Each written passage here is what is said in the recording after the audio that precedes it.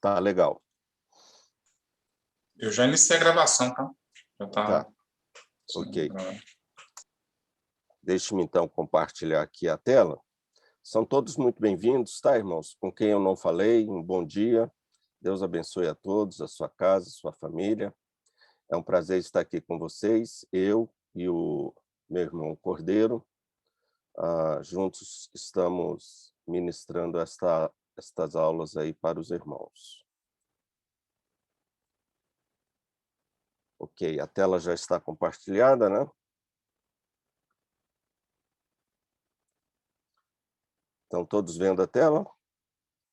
Sim? Sim, Cordeiro? Estamos vendo. Sim, Ok. está ok a tela. Beleza. Então, irmãos, conforme eu falei,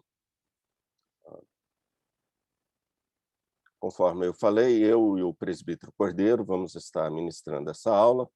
Alguns dos irmãos talvez não tenham estado aqui conosco na primeira aula, e queremos avisá-los, conforme temos aí na tela, que esta aula está sendo gravada e ela vai ser disponibilizada no canal do YouTube, da IPN, ok? Então, se você permanecer na sala, você vai estar concordando com a disponibilização do vídeo e, caso ocorra, a reprodução da sua imagem ou voz, tá? Então, só um aviso, às vezes tem aquelas coisas de direito de imagem e tal, né? Mas que Deus nos abençoe em mais esta aula para a honra, glória e louvor do nome dele. Então, hoje nós vamos dar continuidade àquilo que começamos a ver na aula passada sobre introdução à cosmovisão cristã. Hoje nós vamos nos ater mais ao fato dessa cosmovisão ser, de fato, uma cosmovisão cristã e bíblica, né? Então, eu vou começar falando sobre o ataque às verdades e aos valores absolutos. Eu sei que é um assunto já recorrente, mas vale a pena nós revisitarmos esta matéria. Este antropólogo e filósofo, ele é um judeu tcheco, muito famoso. Ele escreveu esse livro, Pós-Modernismo, Razão e Religião, um livro muito interessante. E ele, falando sobre os valores absolutos e sobre a verdade, ele nos diz que as coisas devem ser verdadeiras antes que possam pretender outros méritos significativos. Aí ele nos diz, sem verdade, tudo mais não tem valor. E isso é o fato porque, como disse um grande erudito de Harvard, Michael, esqueci o nome dele, ele falou sobre um livro sobre o que é justiça. Ele fala que hoje nós sabemos o preço das coisas, mas nós não sabemos o valor que elas têm. Então, nós vemos esses valores, né, sumindo da nossa sociedade, justamente porque já não temos mais esses absolutos, né, que são tão caros para a sociedade ocidental e para a sociedade cristã. Um outro erudito da faculdade de Cambridge, ele é o catedrático da cadeira de História lá, ele escreveu um livro cujo título é Verdade. E nesse livro ele fala, quando as pessoas cessam de acreditar em alguma coisa, elas não passam a acreditar em nada, mas a acreditar em qualquer coisa. E essa é uma grande verdade, né? Sem dúvida alguma. E ele ainda continua falando nesse livro dele, toda tentativa de ser melhor, toda tentativa de construir relações felizes e sociedades prósperas começa com duas questões. Como posso distinguir o certo do errado e como posso distinguir entre o verdadeiro e o falso? Isso, irmãos, é muito interessante porque isso nos reporta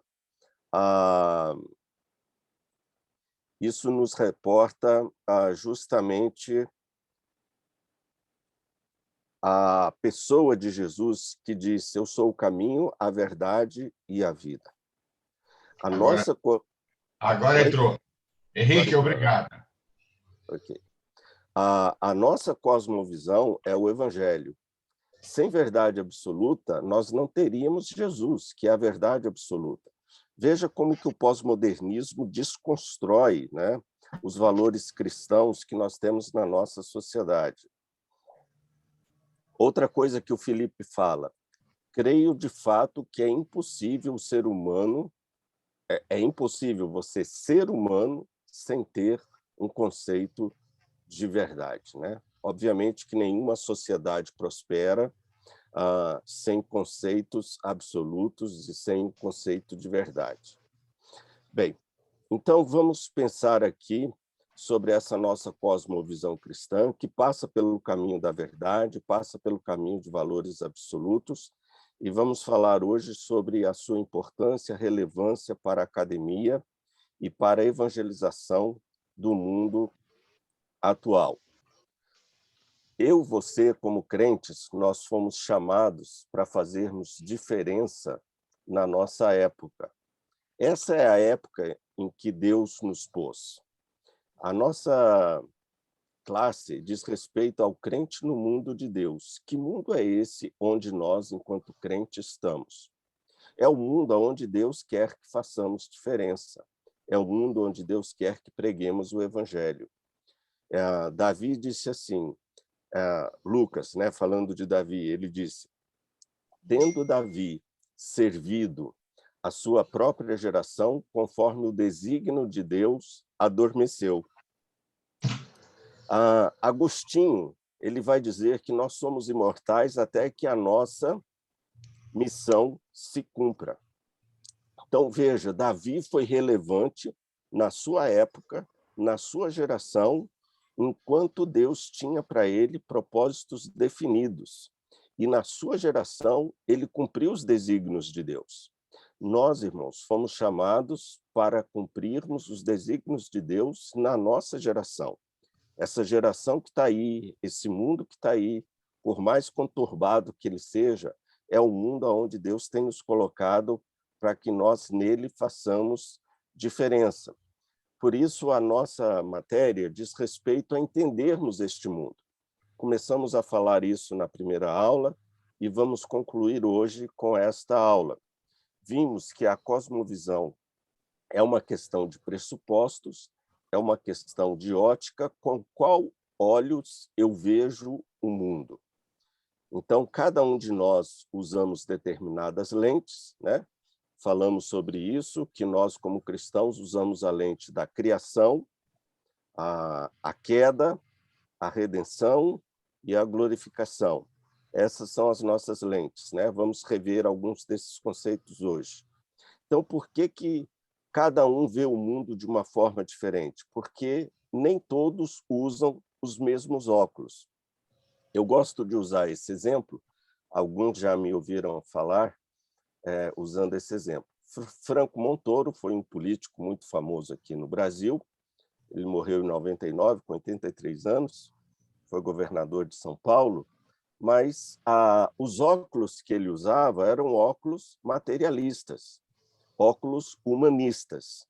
Então, olha como que ele encarava a vida. Viver não é percorrer um caminho já traçado, é construir a cada momento a sua própria existência. Ou seja, a vida não tem um propósito, a vida não tem um desígnio, porque ele enxerga a vida, ele enxerga o mundo com os óculos de um humanista, de um materialista. A mesma coisa o Fernando Henrique, que não é uma pessoa cristã, mas que também enxerga o mundo de forma humanista e materialista. Então, ele fala assim, cada um tem de inventar a sua resposta, dar sentido à sua vida. A vida em si não tem sentido. Cada um tem que construir o seu sentido, e aí vai sofrer para encontrar. Vai sofrer para encontrar, porque esse sentido não somos nós que vamos achar, mas é Deus quem nos dá. Então, vejam, irmãos, que essas questões existenciais é justamente a cosmovisão cristã que vai dar a resposta. Agora, observem a diferença de quem usa óculos cristãos. Esse foi um famoso brasileiro da Academia Brasileira de Letras, né? um jornalista famosíssimo aqui no Brasil, Austrégésilo de Ataíde. Ele estudou num seminário católico, tinha uma formação cristã. Agora veja com qual óculos ele olha o mesmo mundo que o Fernando Henrique olha e que o Franco Montoro também olhava. Ele já vê o mundo de forma diferente. Olha como ele vê o mundo. A humanidade, mesmo sem o sentir, corre como um rio dentro de leitos pré-determinados. Ou seja, há um desígnio, né? Há um propósito. Então, vejam como que a nossa cosmovisão afeta a nossa forma de vermos o mundo e de lermos o homem. A origem dessas cosmovisões são tão antigas quanto o próprio homem. Quando nós nos voltamos para a filosofia antiga, lá para a época de Parmênides, e Aristóteles, Sócrates e vários outros, nós já vemos questões de cosmovisões. Nós temos praticamente o naturalismo, o evolucionista, o criacionista, né? Que vão dar a gênese às origens que datam desses filósofos gregos cerca de 2.600 anos atrás. Mais ou menos de forma bem reduzida, vejam como que cada um olha o mundo em que está. Para o naturalista, não existe o espiritual nem o sobrenatural. A única coisa que existe é a natureza, é o material. Ou seja, ele tira Deus completamente do mundo e da existência, né? O que existe é o que os nossos olhos veem. O evolucionista crê que o mundo ele surge a partir do Big Bang, o homem surge a partir de uma combustão espontânea, vai evoluindo, vem do macaco, etc. e tal, a Terra, o mundo tem bilhões e bilhões de anos, etc. e tal. Tira Deus também. Não existe Deus nesta cosmovisão. A outra cosmovisão é a visão mecanicista do mundo. É como se o mundo girasse e andasse com as próprias pernas a partir das suas próprias leis naturais. Ou seja, o homem não passa de uma máquina. Christian Bernard, o famoso médico, autor do livro sobre o coração humano, por exemplo, Christian Bernard falava que o homem é uma máquina extremamente inteligente. Então, tira Deus da história, né?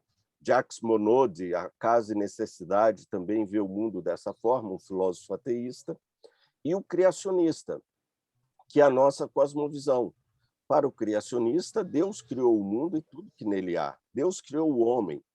Há um desígnio, há um propósito, né, no mundo. As coisas estão aí não por acaso e as coisas também não acontecem por acaso. Então, vejam como que as lentes que nós usamos para enxergarmos o mundo, a existência, a vida e o homem é definida e orientada pela nossa cosmovisão.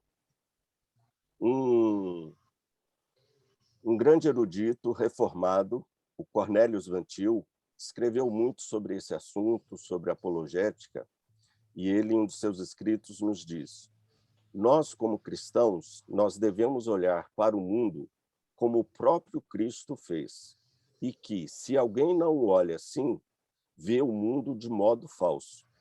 Consequentemente, a tentativa de encontrar Deus no mundo sem olhar através dos olhos de Cristo é inútil. Não porque o mundo não revele Deus, revela, né? Primeiro, Romanos 1:18 fala isso. Mas ele continuamente clama em alta voz aos homens sobre a existência de Deus. Mas por que o homem não consegue ver? Aí ele diz, mas porque os homens precisam de novos olhos. Ok? Então, esses olhos são os olhos que Deus tem nos dado. É a cosmovisão cristã, é o evangelho. Nós vamos ver isso daqui a pouco. Então, é isso que nós devemos pregar e anunciar ao mundo. O John Piper, esse teólogo que bem conhecemos, ele é um teólogo batista, mas reformado, calvinista, Ele diz assim: o que as pessoas pensam ou acreditam não resulta do nada. Vejam bem, há uma ideologia sempre por detrás. Há uma ideologia por detrás da política, há uma ideologia por detrás da economia, há uma política por detrás de um sistema de governo, há uma ideologia por detrás de um sistema educacional. Então, por detrás de tudo o que acontece, existe uma ideologia. Então, tudo isso resulta de opiniões prevalecentes sobre a realidade, opiniões que se arraigam na mente e produzem bem ou mal. Esta é a razão por que alguns de nós atribuímos valor elevado ao ensino. É também a razão por que pregamos da maneira como fazemos e por que nos preocupamos profundamente com as questões concernentes à verdade. Ok?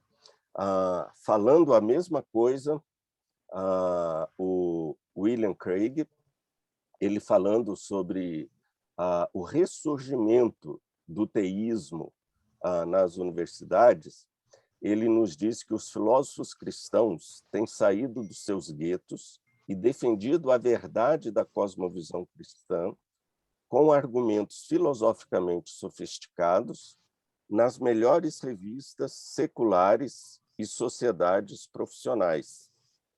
Então, vejam que aquilo que antes da década de 60 não era dito nas universidades, elas eram completamente materialistas. Hoje, filósofos cristãos estão ressurgindo dentro das universidades e fazendo uma grande diferença e uma grande revolução. Quando nós olhamos para o mundo, olhamos para a criação, nós olhamos com os olhos cristãos, né, por meio da Bíblia. O Alistair McGrath, ele escreveu esse livro, Criação, ele nos fala assim: nós vemos tudo de nossa visão de Deus, né? É como se nós estivéssemos usando óculos que nos permitem ver o mundo de uma forma especial. A doutrina da criação é como uma lente. As doutrinas são como lentes ou prismas que tornam possível ver as coisas de uma forma totalmente nova. Precisamos olhar o mundo através de uma estrutura doutrinária. Ok? É isso que eu queria que ficasse gravado na nossa mente na manhã de hoje. A estrutura doutrinária que orienta a nossa visão de mundo. Deixe-me pegar o exemplo do Alistair McGrath. Ele é um grande erudito, um homem da ciência, né? É um grande PhD ali na Inglaterra, e ele tem feito diferença na universidade. Eu diria que ele é o C.S. Lewis da nossa época.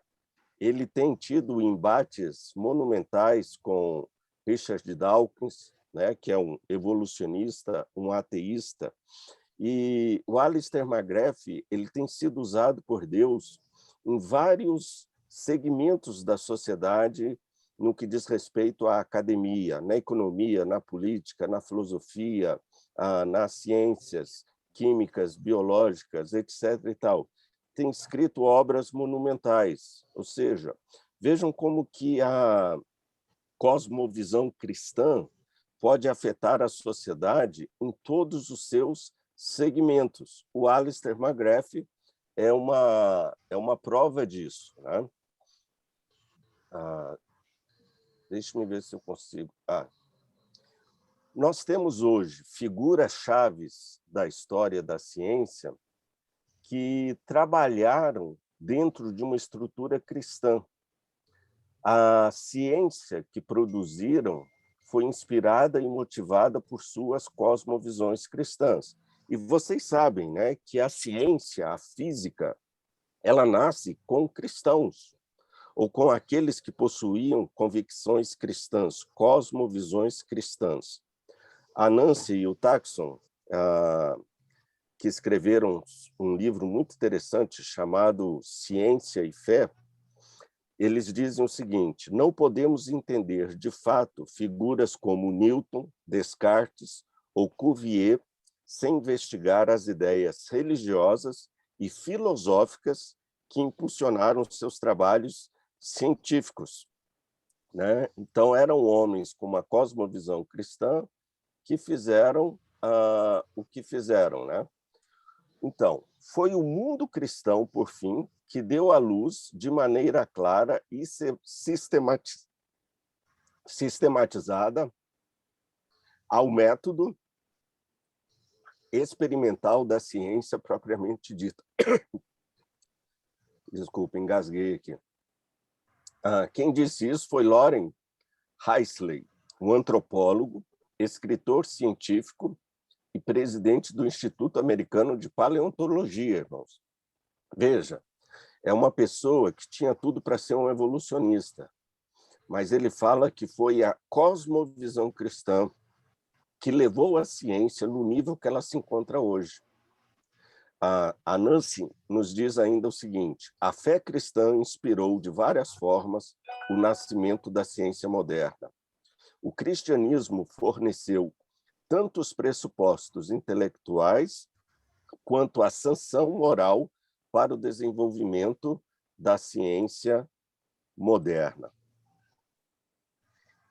Cientistas e historiadores como Alfred North Whitehead, um grande matemático e filósofo, e Michael Foster convenceram-se de que, longe de ser um impedimento para o progresso da ciência, o cristianismo, na verdade, o incentivou, que a cultura cristã dentro da qual a ciência surgiu não foi uma ameaça, mas sim exerceu a função de facilitadora. Imaginem, gente, eu fico impressionado com os judeus, porque o judeu religioso, ele tem uma cosmovisão teísta, né? E o judeu, ele é, em primeiro lugar, em ciências, em armamento. A gente está vendo o avanço deles agora no combate à pandemia, né, do coronavírus. Eles são ganhadores de prêmios Nobéis nas mais diversas áreas, musicistas excelentes, cientistas maravilhosos. Eles possuem hoje um armamento bélico de ponta. Tudo isso porque eles dizem: nós somos o povo de Deus, nós temos de ser os melhores. Há algo muito especial na vida do judeu, e eu creio por causa da sua cosmovisão, ainda que seja teísta e não cristã propriamente dita, né? Esse teólogo, o James White, ele diz assim: sem uma mentalidade cristã, seremos levados cativos pelas miríades de visões do mundo que lutam por nossa atenção, ou falharemos em fazer ouvir e considerar a voz cristã acima de todo ruído. De qualquer forma, ou começamos a pensar, ou perdemos a batalha. Então, queridos, o crente não é alguém que deve desconsiderar a criança, a ciência, muito pelo contrário, né? O Viktor Frankl, grande psiquiatra, ele, nesse livro, O Homem em Busca de um Sentido, ele foi preso em Auschwitz, Dachau, foi um judeu, professor de neurologia e psiquiatria. Veja o que ele fala. Gente, por detrás de Hitler havia teologia, ainda que não fosse teologia da boa, e havia uma ideologia que, inclusive, igrejas da época de Hitler abraçaram e também o influenciaram. E o Viktor Frankl, que era judeu, ele disse assim: estou plenamente convencido de que as câmaras de gás de Auschwitz, Treblinka e Majdanek foram preparadas não em algum dos ministérios de Berlim, e sim no escritório e salas de palestras de cientistas e filósofos nihilistas. Então, observem, né, que por detrás de todo o nazismo, de trás daquela guerra, havia uma ideologia, uma cosmovisão extremamente forte. Então, irmãos, isto mostra o quê? O poder das ideias, as pressuposições que têm consequências, que abençoam ou destroem. Tá? Então, precisamos levar em conta justamente esses pressupostos e essas ideologias. Deixe-me falar sobre esse autor, o Gary DeMar. Ele é graduado pelo Western Michigan University e tem um mestrado em divindade pelo nosso seminário, o Reformed Theological Seminary. Ele escreveu um livro muito interessante. Se você tem filhos, seja na escola, primeiro, segundo grau, seja na faculdade, mas leia esse livro, muito interessante. Quem controla a escola governa o mundo. Veja o que ele fala sobre isso. Uma das ferramentas mais úteis na busca pelo poder é o sistema educacional. Há um dito popular: a filosofia da sala de aula desta geração será a filosofia de vida da próxima geração, sem dúvida alguma. Os antigos fundadores dos Estados Unidos o entendiam bem. Esse é o porquê, após construírem casas e igrejas, terem estabelecido instituições educacionais como Harvard, Yale, Columbia, Dartmouth. Com o passar do tempo, a maioria dos cristãos passou a adotar a falsa premissa de que os fatos são neutros. Por isso que os Estados Unidos hoje está da forma como está. Não que no início fosse uma maravilha, não, mas no início tudo era regido por uma cosmovisão cristã. Hoje eles têm tirado Deus da vida deles. E os Estados Unidos têm se tornado o que nós estamos vendo nos dias de hoje. Tá? Se alguém está com o microfone aberto, eu pediria a gentileza de fechar, porque está dando uma interferência e entra na gravação também. Tá? Mas se quiser falar, pode abrir o microfone e falar. Então, ele fala assim: quem controla as escolas governa o mundo. Então, o que o autor está querendo mostrar? Como que a educação pode ser usada como instrumento de mudança social? Desde Karl Marx e Adolf Hitler até o humanismo secular e o islamismo radical. Tá? Porque a coisa começa a nascer justamente ali, na escola. Então, os oponentes da nossa cosmovisão cristã entenderam que na educação se trava as guerras das ideias. Se nós cristãos formos sérios a fim de assegurarmos o futuro dos nossos filhos, então devemos entender a natureza da guerra que lutamos. É quando seu filho vai para a escola que ele vai se confrontar, por exemplo, com a cosmovisão evolucionista. E aí, ou ele vai perder a fé de uma vez por todas, ou a sua fé vai ser fortalecida. Depende se essa criança recebeu dos seus pais a cosmovisão correta. Né? É aquela coisa, aquela separação que se faz, que é uma separação em glória. A igreja dá o alimento espiritual para o filho, mas é a escola quem educa. Irmãos, essa é uma falácia terrível, é uma falácia daninha, eu diria. Ou seja, a igreja, sim, a igreja passa à criança uma cosmovisão cristã, mas quem educa é os pais. É? A principal escola do filho tem de ser os pais. Irmãos, os nossos filhos, eles passam 40 horas semanais, e alguns mais do que 40 horas semanais, sendo bombardeados com cosmovisões contrárias à cosmovisão cristã. E aí depois, em 1 hora, num dia de domingo, uma vez por semana, é que o filho vai receber uma cosmovisão cristã, se é que ele recebe uma cosmovisão cristã. Né? Então, vejam como que essa luta ela é desigual. Os nossos filhos são doutrinados durante a semana 40 horas de doutrinamento, porque por detrás de todo sistema educacional, queridos, existe uma ideologia, existe uma cosmovisão.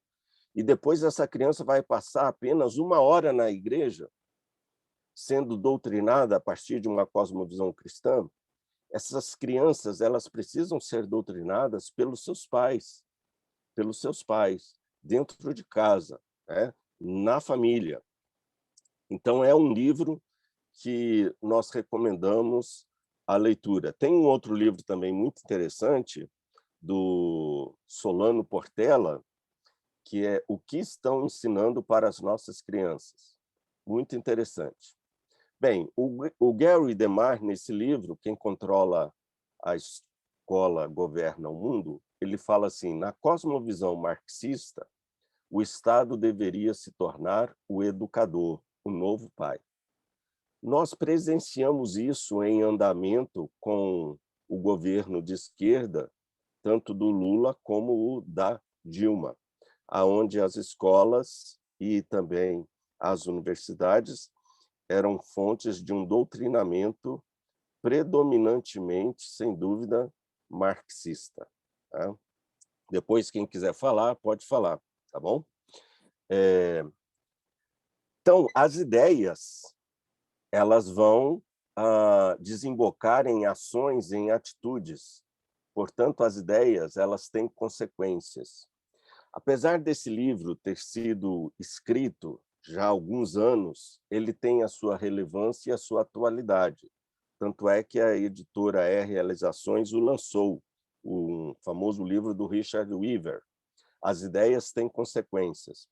O Paul Tillich foi um dos grandes teólogos dos Estados Unidos. Ele era um alemão, ele era um teólogo alemão e fugiu para os Estados Unidos por conta do nazismo e foi dar aula nas faculdades dos Estados Unidos. Ele, falando desse livro, ele diz, brilhantemente escrito, audaz e radical. Esse livro deixará o público chocado e o choque filosófico é o princípio da sabedoria. Outro teólogo, também muito famoso nos Estados Unidos, na Alemanha, ele fala desse livro, um diagnóstico profundo da enfermidade que assola a nossa cultura. E o John Crowell Hanson diz assim, a explicação que Richard Weaver dá do colapso do homem moderno é a melhor em muitos anos. O que eu vejo hoje é muitas pessoas fazendo o que fazem e dizendo, olha, ninguém tem nada a ver com o que eu faço ou com o que eu digo. Isso é problema meu. Como se aquilo que a pessoa faz ou diz fosse algo inconsequente e não é. Então, quase todos os estudantes que entram na universidade acreditam ou dizem acreditar que a verdade é relativa. A verdade se tornou o quê? Irrelevante. Aí eu pergunto para os irmãos, como pregar a verdade, que é Jesus, como pregar a verdade, que é o Evangelho, numa sociedade onde a verdade se tornou irrelevante? Eis aí o nosso grande desafio no mundo onde nós nos encontramos. Deus tem usado hoje, irmãos, filósofos dentro das academias, principalmente dos Estados Unidos, para fazer diferença a partir de uma cosmovisão cristã. William Lane Craig, eu li esse livro, um livro maravilhoso, recomendo a leitura, Apologética para Questões Difíceis da Vida. Ele fala, filósofos cristãos têm saído dos seus guetos e defendido a verdade da cosmovisão cristã com argumentos filosoficamente sofisticados nas melhores revistas seculares e sociedades profissionais. Deus tem usado estes homens. Olha o que o John Piper diz sobre isso. John Piper, todos nós conhecemos, né? Ele fala assim, esse negócio sempre me atrapalha. Há 50 anos, olha só, há 50 anos, os filósofos em geral consideravam qualquer discurso a respeito de Deus como literalmente sem sentido, como mero palavreado. Mas, hoje em dia, nenhum filósofo bem informado pode assumir tal ponto de vista. De fato, muitos dos melhores filósofos americanos, na atualidade, são cristãos declarados. Veja como que Deus está agindo nas nossas universidades, né? Voltando ao James White, ele fala: sem uma mentalidade cristã, seremos levados cativos pelas miríades de visões do mundo que lutam por nossa atenção. Já repeti isso, né? Ou falharemos em fazer ouvir e conquistar a voz cristã acima de todo ruído. De qualquer forma, ou começamos a pensar, ou perdemos a batalha. Bem, eu estou indo para a nossa conclusão. Tendo dito tudo o que acabamos de dizer e falar, qual é a nossa cosmovisão? Esse é um dos livros-textos nosso, Moldando uma Cosmovisão Cristã. Ele foi escrito já há alguns anos, mas é um livro ainda relevante. E ele fala que uma cosmovisão ela possui pelo menos 4 vetores questionadores. Quem sou eu? Onde estou? O que está errado? Qual que é a solução? Então, isso é aquilo que forma, né, que dá os contornos de uma cosmovisão. Quem é que responde a essas questões? Qual é a narrativa que rege a nossa vida? O Evangelho, irmãos, é a nossa narrativa. E o Evangelho é quem vai dar resposta a estas 4 questões. E quando o Evangelho responde a essas 4 questões, o Evangelho se faz notar como uma cosmovisão, porque é justamente o Evangelho que vai fornecer os contornos e o conteúdo da nossa cosmovisão. Então, o cristianismo é em si mesmo uma visão abrangente e ordenada da totalidade da vida. Atinge a economia, a política, o mercado, as universidades, em suas mais diferentes áreas, etc. e tal. A cosmovisão em si é uma compreensão abrangente e coesa do mundo e do lugar que a pessoa ocupa nele. É o que os filósofos falam, né?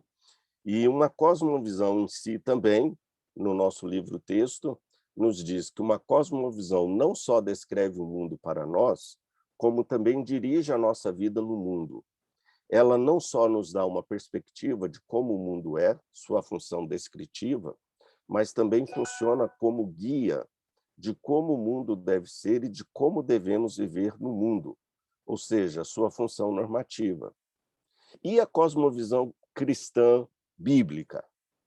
Então, vejam, a bíblica cristã pensar de modo cristão é uma parte vital da expressão de uma cosmovisão cristã, mas o pensamento será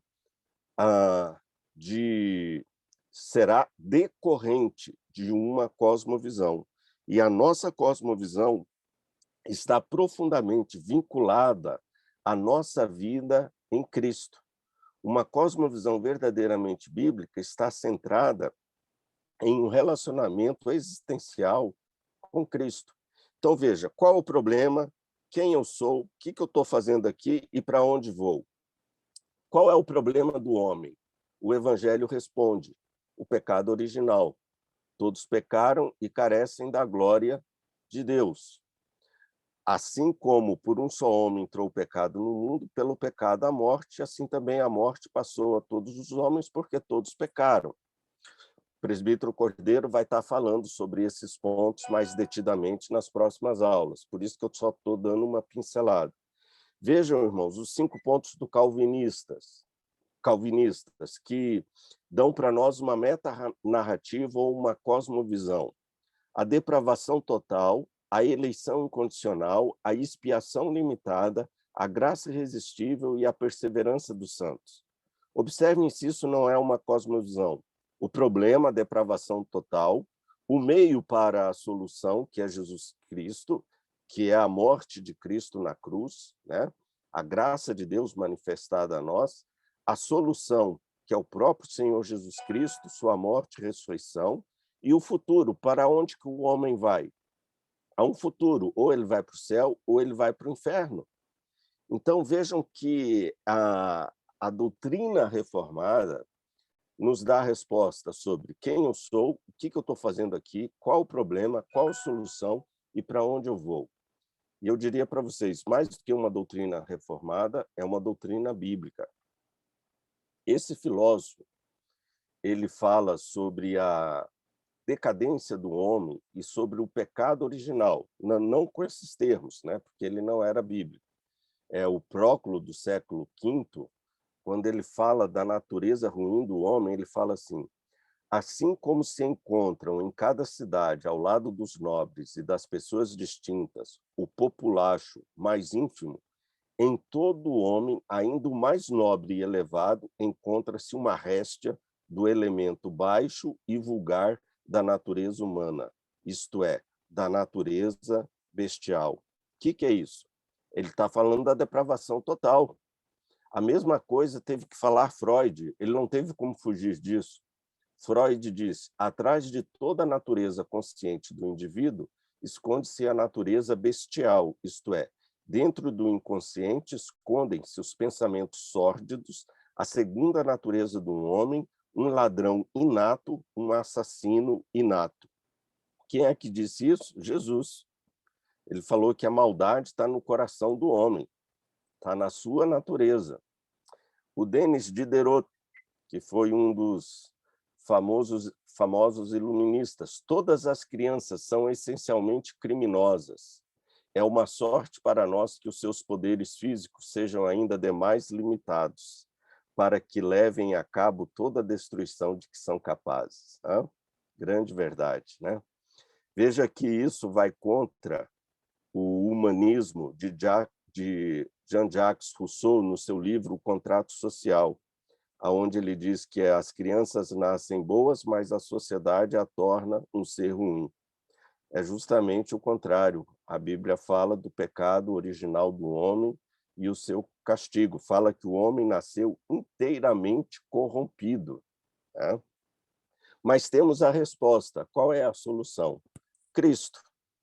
Cristo que restaura a nossa humanidade, que o homem perdeu na queda. O Ireneu de Lyon, que viveu no século II, diz: ele, Cristo, se tornou o que somos para que ele possa nos transformar naquilo que ele é. Portanto, irmãos, quero concluir como vamos responder ao mundo sobre estas questões. Então, vejam mais esse quadro aqui. Vivendo o drama. Por que é importante? Porque responde às grandes questões da vida. Quem eu sou? A Bíblia responde. Por que eu existo? A Bíblia responde. Por que o mundo é tão imperfeito? A Bíblia responde. Por que eu estou aqui? A Bíblia responde. Veja, tudo tem um propósito, um significado. Há alguma solução para essa bagunça? Sim, a redenção. Há esperança para o futuro? Sim, há uma vida eterna. Há um lar eterno preparado para nós. Então, fica aqui para nós essas lições. Qual é a função da igreja? A função da igreja é estabelecer a verdade neste mundo e nesta sociedade. E isso nas mais diversas áreas, até mesmo na ciência. Nós fomos deixados aqui com esta função. A cosmovisão cristã bíblica tem que abranger todas as áreas da vida, todas as áreas da vida.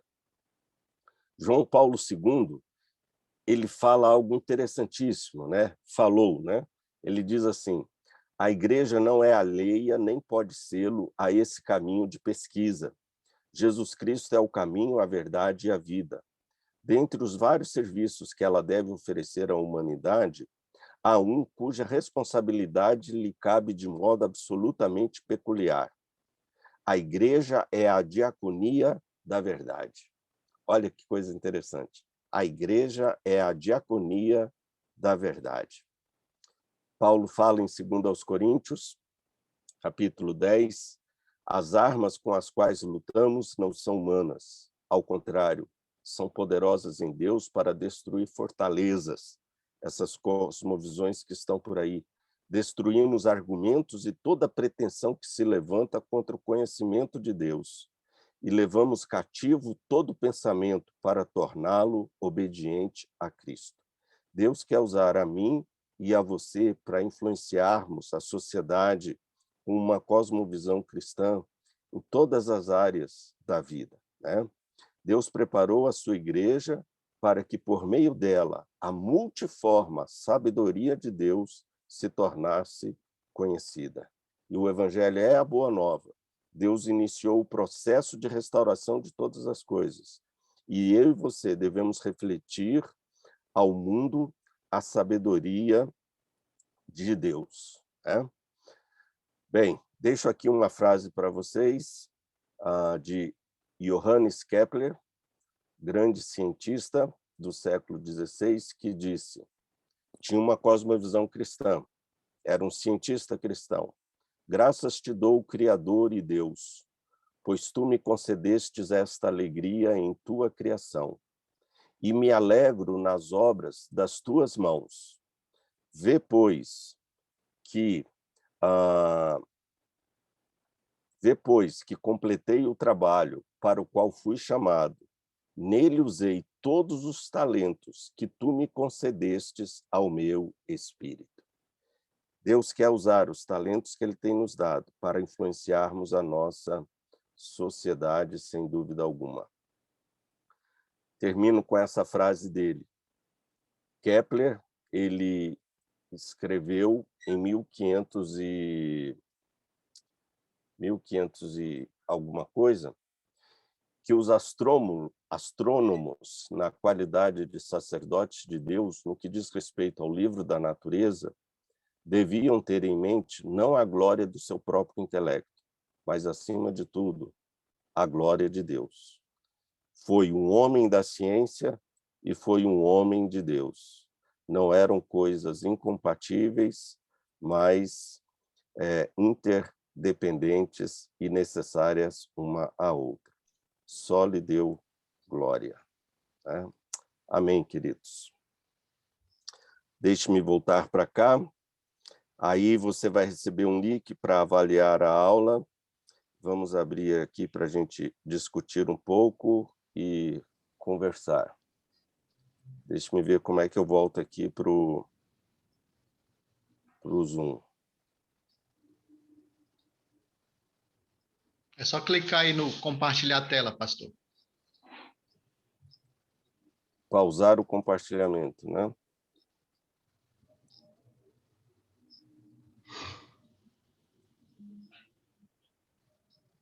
Voltou. Voltou? Voltou. Pastor, o Marco Antônio está com a mão levantada, acho que ele quer fazer uma pergunta. Sim. Não, pastor, bom dia a todos. Bom dia. Bom dia ainda. Nessa parte da ciência e conhecimento e fé, né, o senhor citou aí bons exemplos, e tem um que é muito interessante, né, que o pai da teoria do Big Bang, ele é um padre belga, que na busca, né, da eternidade de Deus, do surgimento, né, vamos dizer assim, do universo, ele por acaso se deparou com a ideia de que os planetas e as estrelas estavam se afastando uma da outra. E aí ele fez o raciocínio inverso. Não estão afastando, um dia eles estavam apertados. E foi aí que surgiu a teoria do Big Bang, por um padre físico belga, Georges Lemaitre. Sim, sim. E ele não foi reconhecido na época e muito tempo pelas academias de ciências. Eu estava vendo um documentário, né, escrito sobre essas teorias, e aí surgiu o nome dele. Aí eu fui buscar, inclusive ele está sendo reconhecido agora como o pai da teoria do Big Bang. Interessante, né? A ciência tem os seus equívocos também, né? Sem dúvida alguma. Muito bem. Mais alguém quer compartilhar alguma coisa ou falar? O Luiz também está com a mão levantada e depois o Marcelo falou também que tem uma pergunta. Então, primeiro o Luiz e depois o Marcelo e a Meg. Ok. reverendo, irmão. Sim, querido. Eu tive uma experiência bem interessante 8 anos atrás, que me envolvi com o processo de educação acima do Distrito Federal, quando eu e um grupo criamos a Associação de Pais e Alunos do Distrito Federal, Certo. e por anos intensos lidando com a educação e entrando nos meandros, em audiências públicas, em debates, e congressos, e foi, inclusive, nacional, e foi uma coisa bem exaustiva para mim. E quando eu vejo você falando, definido, quem domina a escola, domina o mundo, a gente tentar influenciar as pessoas com a nossa cosmovisão cristã, eu acho que foi um verdade orgulho, né? E a gente, na educação, principalmente dos alunos das escolas públicas, eu me aproximei muito disso, né? Falar como fui designado pelo secretário de Educação para o Conselho de Educação e passei 4 anos lá debatendo no Conselho de Educação como representante dos pais, né? Sim. E um aspecto de esquerda muito grande, o Conselho era dividido e até hoje entre esquerda e direita, e a gente vê nas falas num simples cumprimento para a gente ter uma visão como está influenciando, né? A questão de aluno, não se faz mais aluno, tentando eliminar o gênero, né? Até para marcar, tudo é passado para o feminino primeiro. Quando vai falar cada uma e cada um de vocês que estão aqui. Então, a gente começa, eu já começo a ver no discurso de cada um a cosmovisão que ele tem. Né? Sim. E toda hora eu tinha que falar professoras e professores. Dia ou boa tarde a todas e todos. E isso foi a partir de 2010 que o feminismo começou a entrar forte com a eleição da Dilma. Eu vejo, às vezes, na Inglaterra, por exemplo, né, nos países do primeiro mundo, nos Estados Unidos, quando vai se falar, não se fala mais ladies and gentlemen, porque querem eliminar o gênero, fala everybody. Né? Então, pastor, é isso que a gente está vendo, a gente tem que ter cuidado, porque as coisas estão entrando na nossa igreja. Verdade. A gente quer agradar as mulheres, e aí a gente toda hora passa por feminino, tudo, vai passando tudo, né? Antes, todos, né? Agora não, agora a gente tem que marcar isso. E eu fui também da Comissão de Educação da OAB, criamos a Comissão de Educação do Distrito Federal, e sempre fria, boa tarde a todos, né? Inclusive, tinha uma vez um cão-guia de um cego. E eu acreditei e falei, com esse meu cumprimento, estou cumprimentando, inclusive, essa figura que está aqui, esse cão-guia, né? Então, para todos, né, pastor? Mas, enfim, é muito difícil, né? Essa nossa vida. Esse é o nosso desafio, né? Esses valores completamente absolutos que temos que transmitir a este mundo extremamente relativista, né? Que tem completamente deturpado os valores cristãos. Que Deus nos dê graça. Marco Antônio e o Fábio, não sei qual é a ordem. Agora é o Marcelo, né? Marcelo. Pastor, Ô, Marcelo. Seguinte, tudo bom? Tudo bem, querido. É a seguinte, a gente poderia afirmar que a chave da compreensão da cosmovisão está na hermenêutica, uma vez que nós podemos ter, inclusive, ideologias que se baseiam na Bíblia e que ainda assim são marxistas, como, por exemplo, algumas ideologias da Igreja Católica que se baseiam naquelas comunidades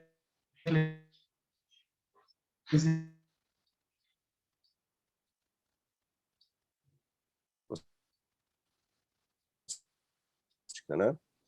Então, o que é hermenêutica? Hermenêutica são pressupostos. Hermenêuticas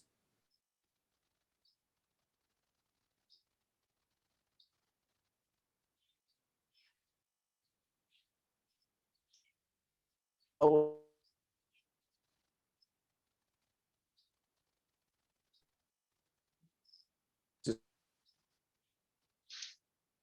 marxismo, ele usa lentes que tira Deus de tudo e fala, olha, cultural, o pecado é da sociedade, né? Tira aquela ideia do pecado do indivíduo. Então, a teologia da libertação, sim, ele faz uma leitura marxista da história. Você tem que pegar guerra em armas, você tem que lutar contra a opressão capitalista, etc. e tal, nessa coisa toda. Marco Antônio e o Fábio? Marco Antônio? Oi? Ah, você tinha pedido a palavra? Não. Não, Marco Antônio, só clica na sua mãozinha para a gente desativar ela aqui. Tá. É o Fábio que vai fazer agora. Espera aí. Okay. Fábio. Oi, irmão Fábio, tudo bem, querido? Bom dia, como vai, pastor? Tudo bem? Tudo bem, tudo bem. Quero agradecer aí a oportunidade de participar e muito edificante as suas aulas. Glória a Deus por isso. Glória a Deus. A minha pergunta está relacionada à questão de, na defesa da nossa cosmovisão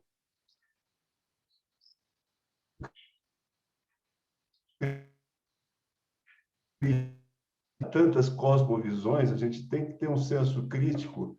E o que me preocupa hoje, falando especificamente do nosso país, é que muitas vezes cristãos abandonam esse senso crítico que a nossa cosmovisão nos leva a ter para partir para um adesismo cego. Então, assim, eu vou aderir a este partido, eu vou aderir a este político, porque ele diz algumas coisas que coincidem, não é, com a minha cosmovisão cristã, embora ele tenha outras coisas que eu vejo que não batem bem com a minha cosmovisão cristã.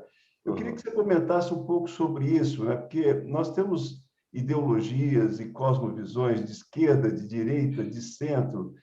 Algumas procuram se aproximar da igreja, né? Com uma promessa de que irá defender valores cristãos e tal, mas, por outro lado, no bojo dessas ideologias, dessas cosmovisões, tem coisas que nitidamente também não são cristãs. E eu vejo muitas vezes nós, como cristãos, ao invés de ter um senso crítico em relação a todas as ideologias, seja de esquerda, de direita, de centro, a gente acaba não tendo esse senso crítico e caindo num adesismo cego, né? De aceitar tudo que vem de um determinado político, de um determinado partido, de uma determinada ideologia, porque ele acena com valores que são preciosos para nós, né? Queria que você comentasse um pouco sobre isso. Ok, irmão Fábio. O irmão também já foi de universidade, eu sei que deve ter tido grandes embates lá, né? Sim. Mas eu diria o seguinte, que esse adesismo acrítico, ele se deve à falta de referenciais absolutos por parte do ser humano. Então, aquilo que eu falei no início da aula, quando você não tem uma verdade absoluta, você se apega e se agarra a qualquer coisa. A qualquer coisa. Agora, o homem ele foi feito para ter referenciais. O homem sem referencial, ele é um perdido. Então, hoje a gente vive num mundo, conforme os sociólogos falam, né? O Lyotard e outros, é um mundo desbussolado. Como o mundo não tem sentido, não importa para onde eu vá, não importa o partido que eu milito nele, não importa a ideologia. Nós estamos vivendo hoje num mundo onde a ideologia já não tem mais tanto valor. O que importa é se aquilo vai me satisfazer ou não, né? Então, eu vejo que hoje temos muitos jovens e adolescentes abraçando, por exemplo, o Islã, pegando em armas em guerra. Por quê? Porque é uma religião de valores absolutos, não negociáveis. E as pessoas precisam disso. E, gente, eu diria o seguinte, não tem cosmovisão mais revolucionária do que o cristianismo. Eu me lembro de uma testemunha de uma chinesa que se converteu ao cristianismo, naquela época da Revolução Cultural na China, ela se converte ao cristianismo porque falou, olha, gente, o cristianismo é mais revolucionário do que a revolução que nós estamos propondo aqui na China, porque é uma revolução sem armas, é uma revolução pelo amor, né? Então, o que eu vejo que a nossa sociedade precisa é da verdade. Por isso que a Bíblia fala que a verdade liberta, né? A verdade liberta. É a leitura que eu faço, né? Se alguém quiser me ajudar, o Cordeiro, mas é uma leitura prima facie que eu faço aí dessa situação. Pastor? Sim. Se eu me permite, eu vejo assim como, eu não sei aí o que você pensa também disso, que eu ia até conectar com esse assunto que você está falando, é a questão da fé. Eu acho que, acima de tudo, o que é lastro e, vamos dizer assim, arrimo, pilar fundamental para essa cosmovisão é a nossa fé, né? Aquela que é alimentada, nutrida e fortalecida por Deus diretamente, né? Sim, sem dúvida, sem dúvida. É pela fé que entendemos que o universo foi criado, né? Se me permite, pastor, um breve testemunho. Eu fiz um mestrado em História na Universidade de Brasília. E a área de História, como se sabe, né, como o senhor sabe, é uma área onde o marxismo reina soberano, né? Sim. A cosmovisão marxista é muito forte, os professores têm toda essa visão. E eu fui muito abençoado lendo um autor que era um historiador cristão. O nome dele era José van den Bacelar. Ele escreveu um livro, Introdução aos Estudos Históricos. E eu usei uma citação dele na minha dissertação de mestrado. Gostaria de rapidamente ler aqui. Diz assim: Jesus Cristo é o alfa e o ômega, o princípio e o fim, o Senhor da história. Todas as peripécias do drama histórico, por mais incoerentes e caóticas que sejam para o intelecto humano, atingem nele com certeza infalível seu fim. Ele, o Cordeiro imolado e o Deus ressuscitado, é o único capaz de abrir o livro da história e os 7 selos, que simbolizam as fases sucessivas da história humana. Apocalipse 5:8. É um drama cheio de flagelos e calamidade, mas seu ato final será esplêndido. Será criado um novo céu e uma nova terra, onde Deus habitará com seus eleitos. E Deus lhes enxugará todas as lágrimas dos seus olhos, e não haverá mais morte, nem luto, nem clamor, nem mais dor, porque as primeiras coisas passaram. Apocalipse 21:4. Será a derrota definitiva de todos os adversários do Cordeiro. Assim serão restaurados em Cristo todas as coisas, assim as que há no céu como as que há na terra. Efésios 1:10. A história da humanidade possui sublime significado. O drama resulta numa apoteose eterna e meta-histórica de todos quantos adoraram o Cordeiro. José van den Bacelar, Introdução aos Estudos Históricos. Esse texto é um texto acadêmico, é um livro acadêmico que ele escreveu, que apresenta a cosmovisão cristã, né? E nos meus embates intelectuais, nos debates que eu me envolvia, volta e meia, esse tema era abordado, né? E mesmo sendo minoria, né, nós precisamos realmente nos levantar e defender essa nossa cosmovisão cristã, porque muitas vezes o que eu percebo é que muitos cristãos se omitem por se sentir minoria, né? Sim. Acabam não defendendo a sua cosmovisão cristã, né?